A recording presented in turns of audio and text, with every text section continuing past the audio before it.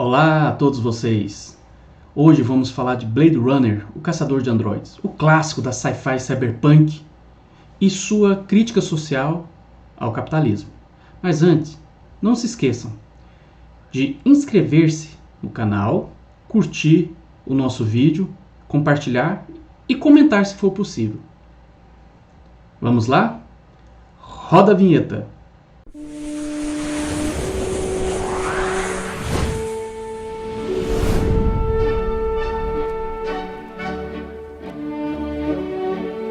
O ano é 1982.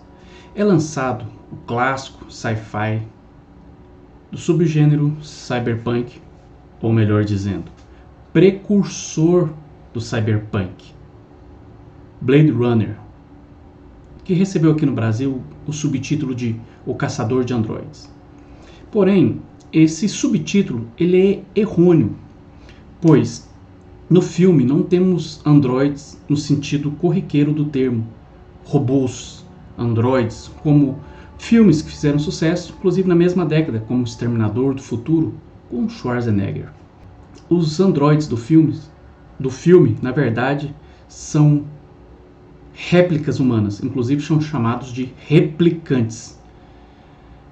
O filme teve uma longa história da produção, não vamos nos ater a esses detalhes, mas no final dos anos 70, início dos anos 80, quem assume a direção do filme é Ridley Scott, que inicialmente não queria dirigir, vinha de um sucesso de ficção científica também, chamado Alien, o Oitavo Passageiro, uma das melhores, quiçá talvez a melhor mistura de terror e ficção científica do cinema.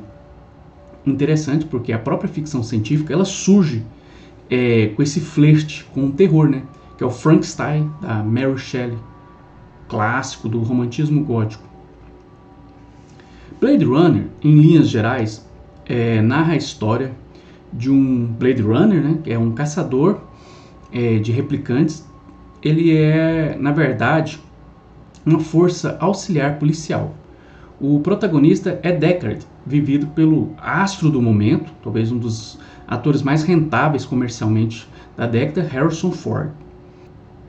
A história é o seguinte, no futuro, o filme se passa em 2019, ou seja, para nós já é passado, mas o filme é de 1982. No futuro, o planeta Terra está devastado. Não há mais flora, fauna ou quase nada. Grande parte dos animais que aqui estão são réplicas também, são robôs.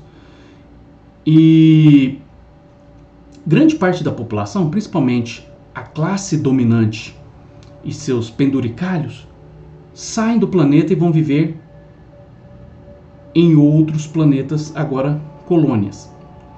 Uma espécie de metáfora do colonialismo.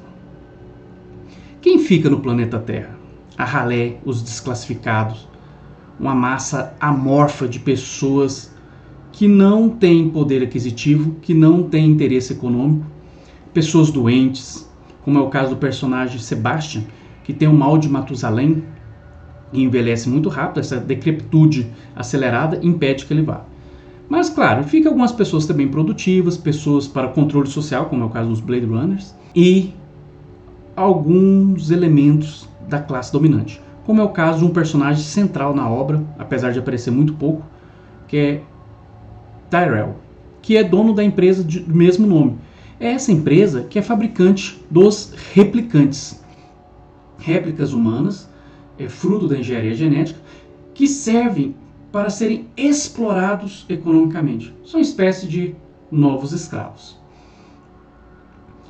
No filme, esses replicantes eles trabalham nas colônias, nos outros planetas, e são proibidos de retornar à Terra, podendo pagar com a própria vida. São caçados pela Força Auxiliar Policial, que dá nome ao título do filme. Além disso, há uma nova série de replicantes chamados Nexus 6. Eles só vivem 4 anos, pois adquirem sentimentos de revolta, de contestação. Devido a isso, há um mecanismo biológico que faz com que eles vivam apenas 4 anos. Depois disso, morrem. Isso leva a um fundo existencialista para a obra, um questionamento do que é a vida, se existe sentido para a vida. Além disso, há uma crítica embutida muito grande sobre a questão da relatividade dos produtos, do tempo dos produtos. A periodicidade ela é muito rápida. O filme ele acompanha uma realidade que nasce a partir dos anos 70 com a mudança de regime de acumulação de fordista para toyotista, onde o giro das mercadorias tem que ser cada vez mais rápido, o perecimento delas deve ser cada vez mais rápido, a durabilidade das mercadorias é de um tempo cada vez mínimo. Por quê?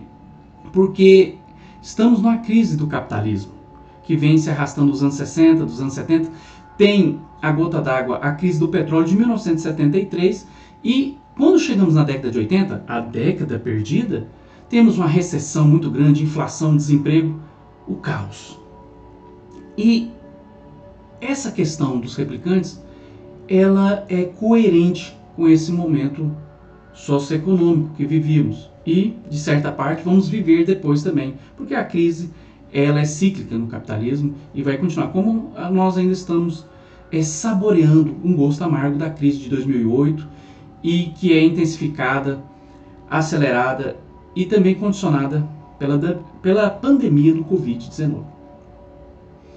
Na história, o personagem Deckard, ele tem como missão perseguir, localizar e aposentar, que é o termo que eles utilizam no filme, mas na verdade é exterminar 4 replicantes que fugiram rumo ao planeta Terra.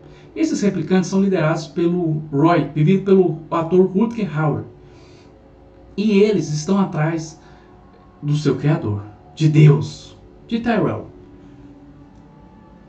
No meio desse caminho, dessa jornada, Deckard acaba conhecendo a sobrinha de Tyrell na empresa onde ela trabalha, da família.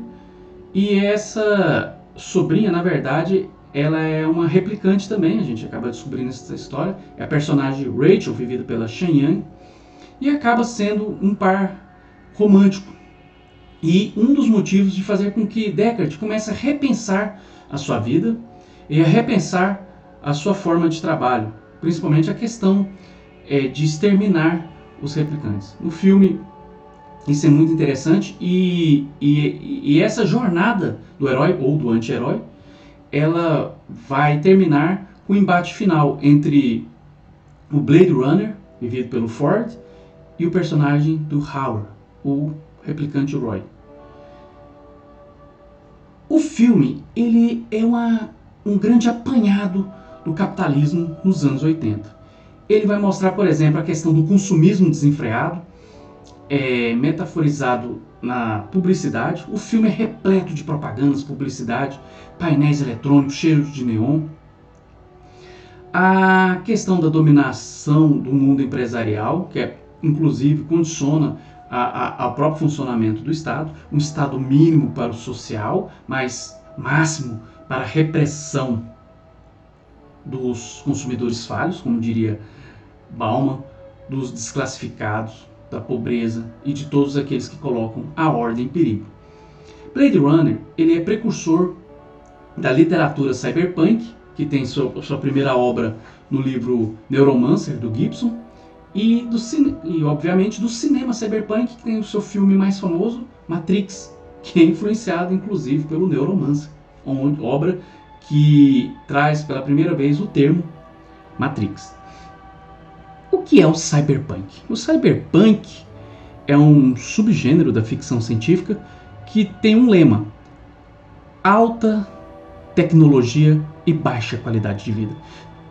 Então todo um progresso tecnológico, de técnica, robotização, internet, colonização de outros planetas, mas uma baixa qualidade de vida, destruição do meio ambiente, aumento da pobreza, aumento da miséria, aumento da solidão. Os seres humanos no filme Blade Runner são extremamente solitários, apáticos. O Deckard é um personagem todo blasé, sem sem características que poderíamos definir como alegre, comunicativo. É uma pessoa extremamente solitária. As pessoas com espírito mais sociável são os replicantes na obra. Outra questão muito interessante na obra, e que talvez seja a espinha dorsal, além do caráter melancólico, tristonho, que é próprio do cyberpunk. Cyberpunk são obras tristes, são obras distópicas, onde o futuro da humanidade mostra que nada deu certo, que o capitalismo não deu certo, que essa ideia de progresso é uma grande balela, uma grande bobagem, uma grande mentira ideológica. É a questão da super, hiper, mega exploração do trabalho, representada não por uma classe proletária, como diria Marx, ou subproletária, miserável, mas por uma nova classe social, um grupo, digamos assim, que tem características genéticas próprias, que foram fabricados para serem explorados, para serem garotas de programa, para serem trabalhadores braçais, que são os replicantes.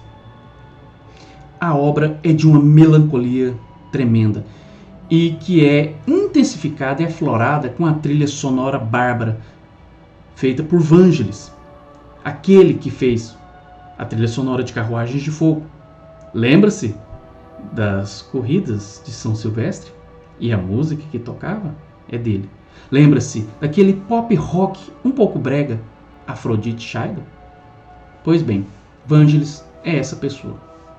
Inclusive, a trilha sonora, o tema de amor do filme, tocava muito dos anos 80 e 90 em propagandas de motel na Rede Bandeirantes. Blade Runner, o caçador de androides, foi um fracasso de bilheteria em 1982 e é a versão de cinema. Por que é a versão de cinema? Existem outras versões, cerca de 6 ou 7 versões. Para mim, na verdade, existem apenas 3. Essa versão que cortou algumas cenas chaves, como é a questão da cena do unicórnio, que é importantíssimo, o sonho do Deckard com o unicórnio, que vai levantar a hipótese no final do filme, quando ele acha um origami de unicórnio, sobre se ele também é um replicante ou não. Hoje já sabemos se ele é ou não, inclusive o Ridley Scott comentou a respeito, publicidade sobre o assunto. Na época, o ator Harrison Ford, na época das filmagens, foi contra essa ideia do protagonista ser um replicante. Na obra que dá origem ao filme, escrita por Philip K. Dick, não existe essa possibilidade. O Deckard não é um replicante. Já no filme, sim, abre para a possibilidade dele ser um replicante. O filme foi um fracasso de bilheteria. Ele tem alguns cortes de algumas cenas importantes. Tem uma narração em off, igual aquelas dos filmes noir dos anos 40 e 50. Interessante porque o próprio Blade Runner, ele é muito influenciado pelo noir. O protagonista, o Deckard, ele usa um roupão como aqueles detetives dos anos 40, 50. Há todo um ar soturno, melancólico, chuvoso, como nos filmes noir. Ele influencia, só que com a pegada mais moderna, punk também. O visual dos replicantes é um visual punk. Inclusive daí o nome, né? Cyberpunk, que é a junção do mundo virtual, do mundo cyber com o mundo punk, com a questão da contestação contra o sistema. Na década de 90 é achado uma cópia sem essa narração em off, com algumas cenas que não haviam sido cortadas e sem o final meloso, que é um final feliz, todo ensolarado e que utiliza esse recorte de cenas do filme iluminado. É a versão do diretor que vai ser lançada nos anos 90. E em 2007 é lançada uma terceira versão, chamada Final Cut, que é praticamente a versão do diretor, mas com melhoramentos técnicos, como a questão da refilmagem da cena da morte de uma das replicantes, a Zora, que é perseguida e exterminada pelo Deckard no filme. Blade Runner é, sem dúvida alguma, um dos melhores filmes de ficção científica e uma das melhores obras cinematográficas da história do cinema. É um filme de uma crítica social ferrenha e ácida ao capitalismo, apesar de não trazer soluções e ter um final extremamente pessimista e individualista, que não traz a possibilidade de vencermos essa sociedade capitalista que nos dilacera, que acaba com o meio ambiente, que acaba com as relações sociais mais amistosas. que joga todo o peso, toda a culpa em cima dos indivíduos, que nos torna cada dia mais solitários, tristonhos, explorados, dominados, sem esperança. Então, fica a dica, assistam o filme, se puderem, leiam o livro também, que tem uma história um pouco diferente, e reflitam bem essas questões indigestas. E não mergulhem nas águas turvas do senso comum. E até a próxima.